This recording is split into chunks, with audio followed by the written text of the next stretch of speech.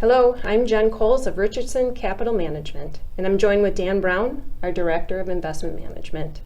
And we're here to provide the economic and investment update for first quarter of 2023. Let's begin by recapping the performance of stocks and bonds for the quarter. Dan, would you like to begin with fixed income?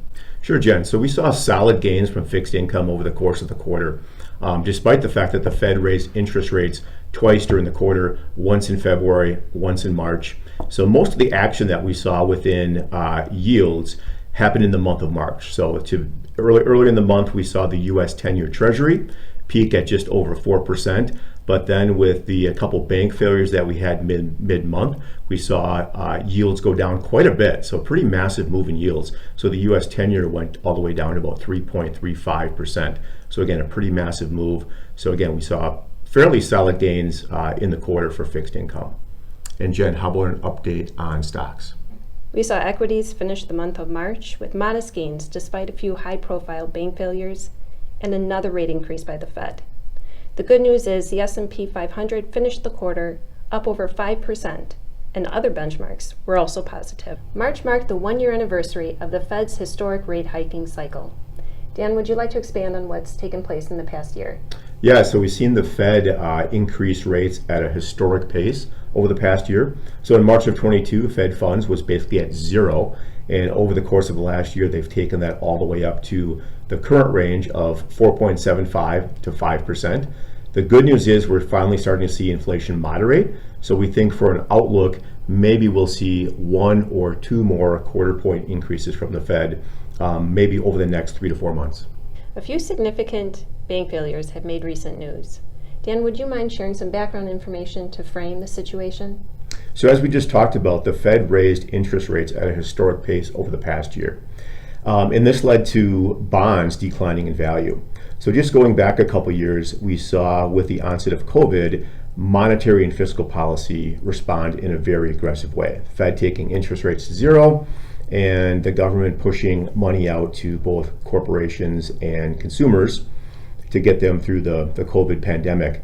So bank deposits swelled, and what banks did with those deposits is they went out and bought bonds. So again, when interest rates go up like they did over the past year, these bonds declined in value. And then late 22, we started to see some deposits come out of banks as consumers were finding better places to put their money with higher interest rates. So namely things like money market funds, or U.S. Treasuries. So this put some pressure on a few specific banks, including Silicon Valley Bank. And what happened with Silicon Valley Bank is they needed to sell some of these bonds at a loss. So we saw like around March 8th, the fact that they announced that they sold some of these bonds at a loss. And to replace that capital that they lost, they were going to go out to the markets and issue common stock and preferred stock. And this got some investors and depositors very nervous.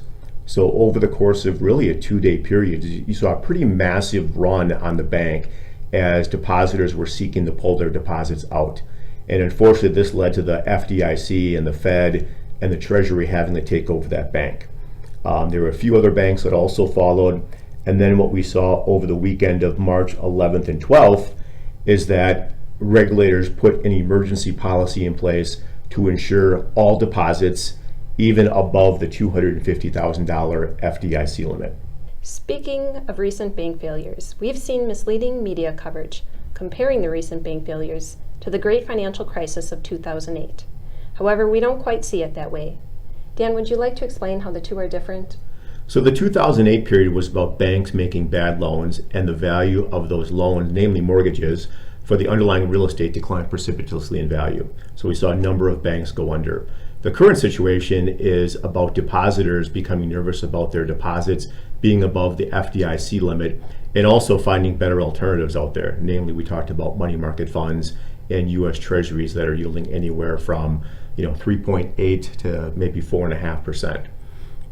And we'd also note that the banking regulations post the great financial crisis also are much tighter these days. So banks are better capitalized, they're making better loans. So again, completely different situation from what we saw in 2008 to current day. It's helpful to understand economic history as we face current events. Dan, what is our outlook as we move into second quarter of 2023? Yeah, so we still have a cautious outlook, and a lot of that stems from the fact that we talked about the Fed's raised interest rate at a historic pace over the past year. So we know that monetary policy works with long and variable lags, and we still think those lags have yet to be felt within the economy. And we've talked about in the past that we think corporate earnings, the expectations for the full year still need to come down. So we've seen those come down, but we still think there's further to go. So for now, we're going to retain our defensive positioning, which includes a money market fund yielding around 4.5%. And with that, we would like to thank you for watching. If you find our videos useful, please click like and subscribe below. And feel free to share the videos with friends and family. We appreciate your continued support.